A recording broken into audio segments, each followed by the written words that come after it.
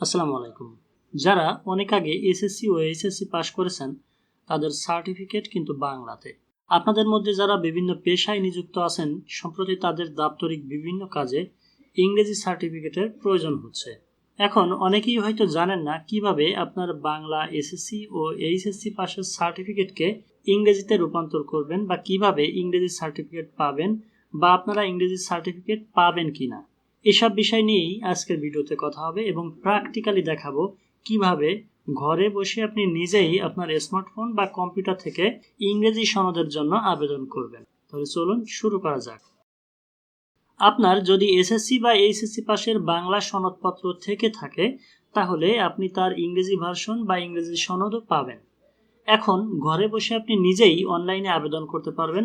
এর জন্য সংশ্লিষ্ট শিক্ষা প্রতিষ্ঠানের কোনো প্রকার ইন নাম্বার ও পাসওয়ার্ডের প্রয়োজন হবে না, অর্থাৎ পাবলিক হিসেবেই আবেদন করতে পারবেন। আর আজকের ভিডিওতে দেখাবো যশোর শিক্ষা বোর্ডের অধীনে যারা রয়েছেন তাদের সার্টিফিকেট কিভাবে বাংলা থেকে ইংরেজি করবেন। পরের ভিডিওগুলোতে আমি মাদ্রাসা ও অন্যান্য শিক্ষা বোর্ডের নিয়মগুলো দেখাবো।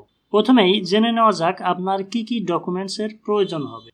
আপনার মূল এসএসসি বা এইচএসসি পাশের সনদপত্র যা স্ক্যান করে পিডিএফ ফরম্যাটে সেভ করতে হবে। আপনার যদি স্ক্যানার না থাকে বা কম্পিউটার না থাকে সেক্ষেত্রে আপনি সুন্দর করে ছবি তুলে নিতে পারেন এবং পিডিএফ মোডে সেভ করতে পারেন। এরকম বিভিন্ন অ্যাপস রয়েছে, গুগল প্লে স্টোর গেলে আপনি সেখান থেকে সার্চ করলেই পেয়ে যাবেন। এছাড়া যে স্ক্যান অ্যাপস রয়েছে সেই অ্যাপের সাহায্যেও কিন্তু আপনি এভাবে পিডিএফ ফাইল আকারে সেভ করতে পারেন, সুন্দর করে ছবি তুলে আর কি।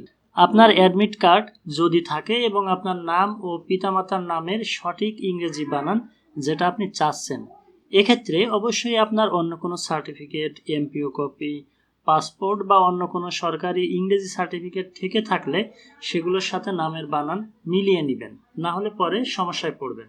এরপর লাগবে বিকাশ, নগদ, রকেট বা ব্যাংকের মাধ্যমে ফিস পরিশোধের জন্য পর্যাপ্ত পরিমাণ টাকা। এবার তাহলে আমরা চলে যাব কম্পিউটার স্ক্রিনে এবং প্র্যাকটিক্যালি কাজ শুরু করব। যদি স্মার্টফোন থেকে কাজটি করে থাকেন তাহলে গুগল ক্রোম ব্রাউজার ব্যবহার করুন ও উপরে 3 ডট অপশন থেকে ডেস্কটপ সাইটে টিক মার্ক করে দিলে আমার সাথে মিলে যাবে এবং বুঝতেও সহজ হবে। আমি দ্রুত কাজ শেষ করার জন্য পিসি থেকেই করছি। প্রথমে গুগল ক্রোম ব্রাউজার ওপেন করে চলে যান যশোর শিক্ষা বোর্ডের ওয়েবসাইটে। এখান থেকে ডকুমেন্টস অ্যাপ্লিকেশন বাটনে ক্লিক করুন, অথবা আমি ভিডিও ডেসক্রিপশনে যে লিঙ্ক দিয়েছি সরাসরি সেই লিঙ্কে ক্লিক করুন, তাহলে আপনাকে এখানে নিয়ে আসবে। এখানে আপনি প্রথম ট্যাবটি অর্থাৎ সনদ, academic transcript, admit card select করুন। এরপর এখানে আপনাকে ডিটেলস দেখানো হবে। এখানে নিচ থেকে উপরের বার্তাটি আমি বুঝতে পেরেছি বাটনে ক্লিক করলে এই মেসেজটা চলে যাবে। এখানে আসলে সার্টিফিকেট, অ্যাডমিট কার্ড, নিবন্ধন কার্ড রিলেটেড যত প্রকার সেবা রয়েছে সবগুলোই দেখতে পাবেন। আপনার যেটা দরকার সেটাই সিলেক্ট করতে হবে। তো যেহেতু আমরা আমাদের এসএসসি পাশের বাংলা সার্টিফিকেটকে ইংরেজি করব, সেজন্য এখান থেকে আমাদের সিলেক্ট করতে হবে ভাষান্তর সনদ।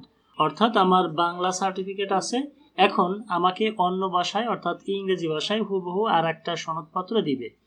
তাই আমরা এখান থেকে ভাষান্তর সনদ এই রো থেকে উপর থেকে দেখুন এসএসসি কলামে 600 টাকা এই ঘরে টিক মার্ক দিব, অর্থাৎ আপনাকে এই সেবার জন্য 600 টাকা ফিস দিতে হবে।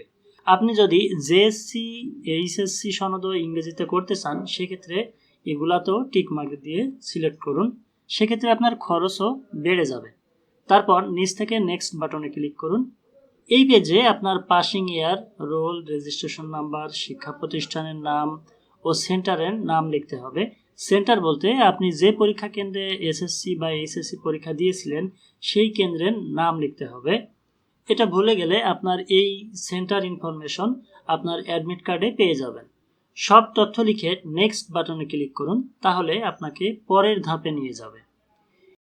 এই ধাপে আপনার নাম, পিতামাতার নাম, মোবাইল নাম্বার লিখতে হবে এবং অ্যাটাচমেন্টের ঘরে বর্তমান সনদের কপি যেটা আগেই স্ক্যান করে পিডিএফ করে রেখেছিলেন সেটা আপলোড করতে হবে।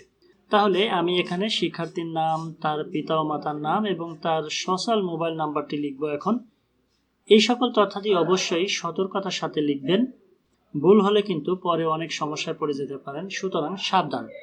আমি সকল তথ্যাদি লিখেছি এবং বর্তমান বাংলা সনদের স্ক্যানকৃত কপিটি পিডিএফ ফরম্যাটে আপলোড করে দিলাম। তারপর নিচ থেকে সাবমিট বাটনে ক্লিক করব।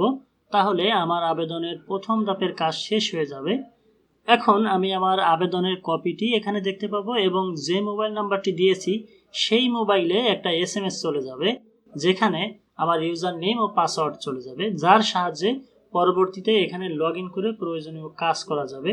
যা হোক, এখানে আপনার আবেদনটি আবারও মিলিয়ে দেখুন। যদি কোনো ভুল হয়ে থাকে তাহলে কেটে দিয়ে আবারও আবেদন করুন, আর যদি সব কিছু ঠিক থাকে তাহলে পেমেন্ট সম্পূর্ণ করুন।